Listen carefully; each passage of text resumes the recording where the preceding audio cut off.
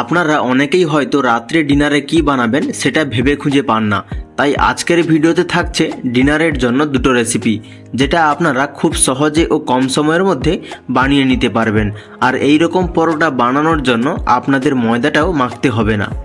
আজকের রেসিপি ভুনা আলু ও গার্লিক পরোটা। আলু ভুনা বানানোর আগে গার্লিক পরোটা বানিয়ে দেখাই। আর এটা বানানোর জন্য একটি পাত্রে নিয়ে নেব 300 গ্রাম মতো ময়দা। ময়দা নেওয়া হয়ে গেলে দিয়ে দেব স্বাদ মতো নুন, সাথে দিয়ে দেব কুচনো ধনেপাতা। যেহেতু এটা গার্লিক পরোটা সেহেতু রসুনটাকে আমি এভাবে গ্রেট করে দিয়ে দিচ্ছি। এবারে এই শুকনো উপকরণগুলোকে একবার ভালো করে মিশিয়ে নেব। এরপর সামান্য জল দিয়ে একটা বাটার বানিয়ে নেব। কম কম করে জল দিলে ব্যাটারের থিকনেসটা ভালো করেই বোঝা যায়। ঠিক এই রকম পাতলা করে ব্যাটারটা বানানো হয়ে গেলে এটাকে ঢাকা দিয়ে রেখে দেব 15 থেকে 20 মিনিটের জন্য। ততক্ষণে চলুন আলুর ভুনাটা বানিয়ে দেখাই। আর আলু ভুনা বানানোর জন্য সবার প্রথমে একটা কড়াইতে নিয়ে নিচ্ছি কিছুটা তেল। এবারে তেল গরম হলে এর মধ্যে দিয়ে দেব পেঁয়াজ কুচি। তারপর এটাকে ততক্ষণ ভেজে নেব যতক্ষণ না পর্যন্ত এর কালারটা চেঞ্জ হয়ে আসছে।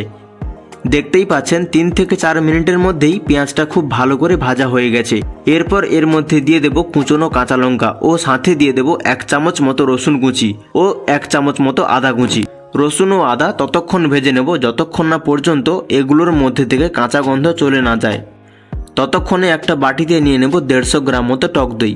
এর মধ্যে মশলাগুলো ভালো করে মিশিয়ে নেওয়ার জন্য দিয়ে দেব 1 চামচ মতো হলুদ গুঁড়ো, 1 চামচ মতো কাশ্মীরি লঙ্কার গুঁড়ো। এরপর দিয়ে দেব 1 চামচ মতো জিরে গুঁড়ো ও 1 চামচ মতো ধনে গুঁড়ো। এবার এর মধ্যে সামান্য একটু জল দিয়ে এই সবগুলোকে ভালো করে মিশিয়ে নেব।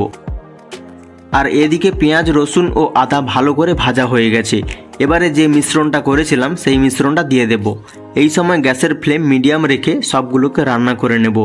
ততক্ষণ রান্না করে নেব যতক্ষণ না পর্যন্ত এই রকম তেল ছেড়ে আসছে।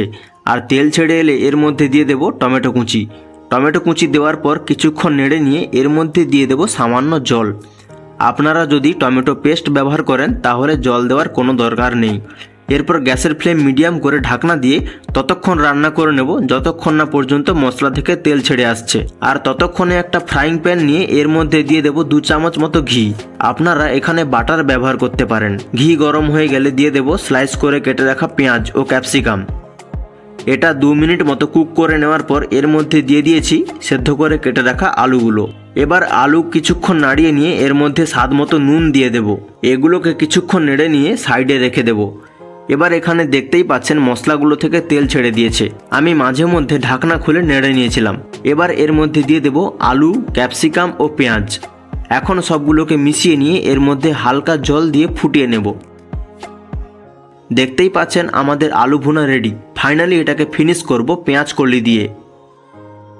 এবারে চলুন গার্লিক পরোটা বানিয়ে দেখাই। গার্লিক পরোটা বানানোর জন্য একটা ননস্টিকের তাওয়া নিয়ে নিয়েছি। তাওয়া গরম হয়ে গেলেই মিক্সারটা দিয়ে দেব। এরপর এইভাবে ঘুরিয়ে ঘুরিয়ে একটা গোলাকার শেপ দিয়ে নেব। একদিকটা একটু কুক হয়ে গেলে আর এক দিকটা উল্টে নেব। এই সময় ফ্লেম কিন্তু মিডিয়াম রাখতে হবে। এরপর একটি ব্রাশের মাধ্যমে এভাবে তেল লাগিয়ে নিতে হবে। এরপর আর এক পাশ উল্টে ঠিক একই রকমভাবে তেল ব্রাশ করে নেব। তারপর এরকম প্রেস করলেই এটা আস্তে আস্তে করে ফুলতে শুরু করবে। ব্যাস, তাহলেই আমাদের গার্লিক পরোটা রেডি। এবার একই প্রসেসে বাকিগুলোকে বানিয়ে নেব।